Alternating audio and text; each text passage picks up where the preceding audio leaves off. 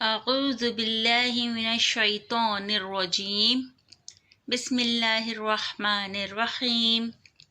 रब्बिश्रह ली सदरी व यस्सिर ली अमरी वहलुल उक़्दतम मिन लिसानी यफ़क़हू क़ौली। अस्सलामु अलैकुम व रहमतुल्लाहि व बरकातुहू। उम्मीद है आप सब लोग खैरियत से होंगे। अवामिल तजवीद में हम लोग सौमित हा यानी कि हुर्फ़ तहज्जी, उसकी आवाज़ें, उसकी अदायगी सब कुछ पढ़ चुके हैं पिछले वीडियोस में। अब हम लोग मुसव्वित हा पर हैं। मुसव्वित हा यानी कि आवाज़ें या हरकत। आवाज़ों में हम लोग छोटी आवाज़ें या छोटी हरकत पढ़ चुके हैं। छोटी हरकत, छोटी आवाज़ें क्या थीं वो थोड़ा सा मैं आपको याद दिलाती चलती हूँ। यानी कि एक ज़र्ब की आवाज़ यानी कि वन टच। जहाँ छोटी हरकत होंगी वहाँ हुरूफ को एक ज़र्ब के साथ ऐसे पढ़ेंगे कि झटके की आवाज़ ना आए। ठीक है, अभी हम बड़ी हरकत के साथ छोटी हरकत की भी प्रैक्टिस साथ साथ करेंगे। आज हम लोग बड़ी हरकत पढ़ेंगे। बड़ी हरकत यानी कि बड़ी आवाज़ें। बड़ी हरकत ज़बर ज़ेर पेश में बिल तरतीब अलिफ या वाव का इजाफा बड़ी हरकत बनाता है। ठीक है, बड़ी हरकत यानी कि हल्का सा खींच के पढ़ना, थोड़ा सा। अब किस तरीके से टू टच की आवाज़ निकलेगी, दो ज़र्ब की आवाज़ निकलेगी। ब के साथ ज़बर था तो हम लोगों ने उसको ब इस तरीके से पढ़ा था। अब ब के साथ ज़बर भी है और अलिफ भी है तो हम इसको पढ़ेंगे ब। अब बा के साथ ज़ेर था तो हमारी क्या आवाज़ निकली थी, बी। अब बा के साथ ज़ेर भी है और छोटी ये भी है तो हम इसको थोड़ा सा खींच के पढ़ेंगे, टू टच, बी।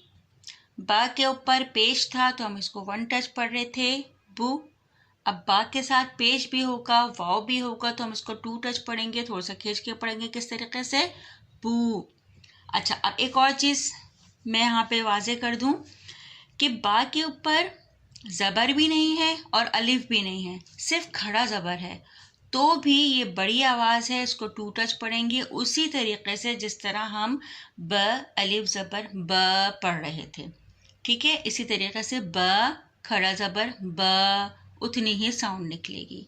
ठीक है, इसी तरीके से बा के नीचे ज़ेर भी था, छोटी ये भी थी तो ये बी पढ़ रहे थे, तो बा के नीचे अगर खड़ी ज़ेर होगी तो हम इसको बी ही पढ़ेंगे। अब बा के ऊपर पेश था, वाव भी था तो हम इसको बू पढ़ रहे थे। बा के ऊपर उल्टा पेश होगा जब भी हम इसको टू टच पढ़ेंगे यानी कि बू पढ़ेंगे। एक और आपको तरीके से समझाती हूँ, और ये वो अल्फाज हैं जो मैंने पिछली वीडियोस में शायद बोले भी थे। अब इन तीनों अल्फाजों को यानी कि ज़बर ज़ेर और पेश के साथ अगर अलिफ, छोटी और वाव का इजाफा हो जाए तो ये बड़ी हरकत कहलाता है। इसको कहते हैं अलिफ मद्दी यानी कि खड़ा ज़बर, याए मद्दी खड़ी ज़ेर, वाव मद्दी उल्टा पेश। अब ये हम पढ़ते हैं अलिफ मद्दी। जब कभी ज़बर के बाद अलिफ आ जाए या किसी हुर्फ के ऊपर खड़ा अलिफ की अलामत हो तो बड़ी हरकत या अलिफ मद्दी बन जाता है। इसको दो ज़र्ब बराबर खींचते हैं यानी कि ब अलिफ ज़बर ब, ब खड़ा ज़बर ब। अब इसी तरीके से याए मद्दी यानी कि खड़ी ज़ेर पढ़ते हैं। जब कभी ज़ेर के बाद छोटी आ जाए या किसी हुर्फ के नीचे खड़ी ज़ेर की अलामत हो तो वो याए मद्दी बन जाता है और उसको दो ज़र्ब बराबर खींचते हैं। ब छोटी ये ज़ेर बी, ब खड़ी ज़ेर बी। अभी सामने देखें लफ्ज़ लिखा हुआ है, सीन के ऊपर ज़बर है तो इसको हम पढ़ेंगे स। ब छोटी ये ज़ेर बी, स बी। लाम छोटी ये ज़ेर ली, स बी ली, सबीली। इस तरीके से पढ़ेंगे। अब पढ़ते हैं वाव मद्दी यानी कि उल्टा पेश। जब कभी पेश के बाद वाव आ जाए या किसी हुर्फ पर उल्टा पेश आ जाए तो बड़ी आवाज़ या वाव मद्दी बन जाता है। जैसे कि त वाव पेश तू, ब वाव पेश बू, या त के ऊपर उल्टी पेश हो तो भी तू, यानी कि थोड़ा सा इसको खींच के पढ़ेंगे।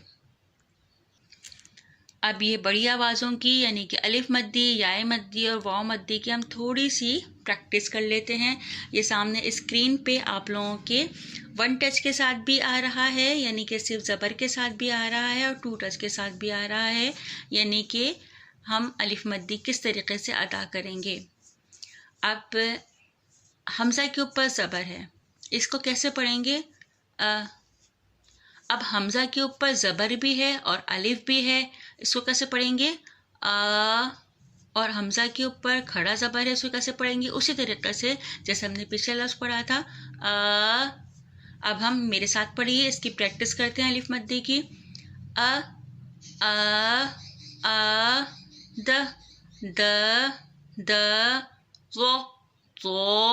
ज़ो क ब ज़ तो ल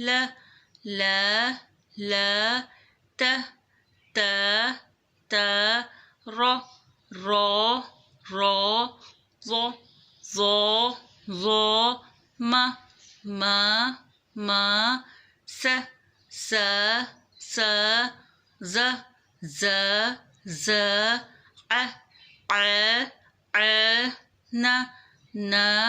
न। तो ये अलिफ मद्दी की प्रैक्टिस थी। अच्छी तरीके से अलिफ मद्दी समझ में आ गया होगा, यानी कि हमने 1 टच के साथ भी पढ़ा और 2 टच के साथ भी पढ़ा, तो दोनों चीज़ें वाज़े हो गई होंगी, यानी कि छोटी आवाज़ें और बड़ी आवाज़ें। इसी तरीके से हम याए मद्दी पढ़ेंगे, 1 टच के साथ भी और 2 टच के साथ भी, दोनों चीज़ें वाज़े हो जाएंगी। तो शुरू करते हैं याए मद्दी की प्रैक्टिस। ई दी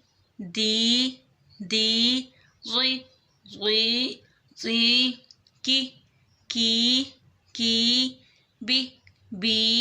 बी ज़ी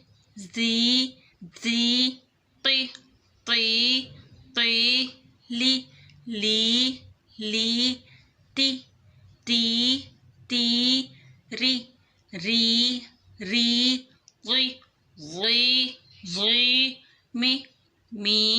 मी सी जी आई नी।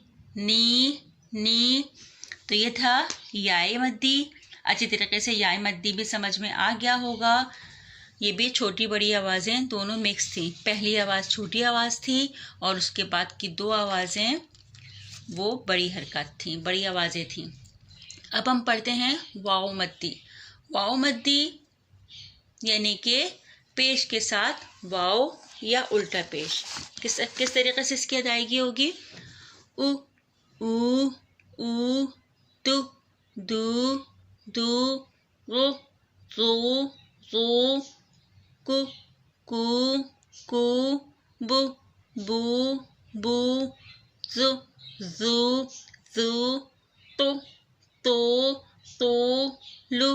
लू तू रू ज़ू मू जू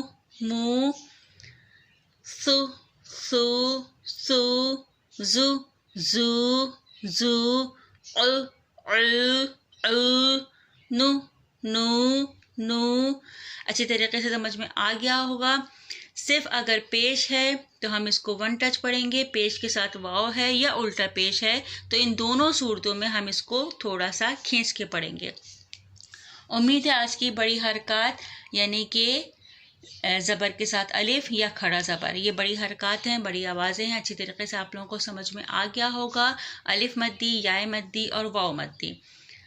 अब इंशाल्लाह आगे हम लोग अलाइम पढ़ेंगे और मेरे साथ रहिएगा। मेरे चैनल को सब्सक्राइब कीजिए और दूसरों तक जो घर पे बैठ के कुरान करीम की तालीम हासिल करना चाहते हैं उन तक मेरा ये चैनल पहुंचाइए। इंशाअल्लाह आगे जाकर बहुत सारी दुआएं और बहुत सारी बातें यहाँ पे शेयर की जाएंगी जो कुरान शरीफ के मुतालिक या हमारे नबियों के मुतालिक होंगी और दुआओं के मुतालिक होंगी। तो मेरे साथ रहिएगा, मुझे दुआ में याद रखिए, अपना ख्याल रखिएगा। अल्लाह हाफिज़।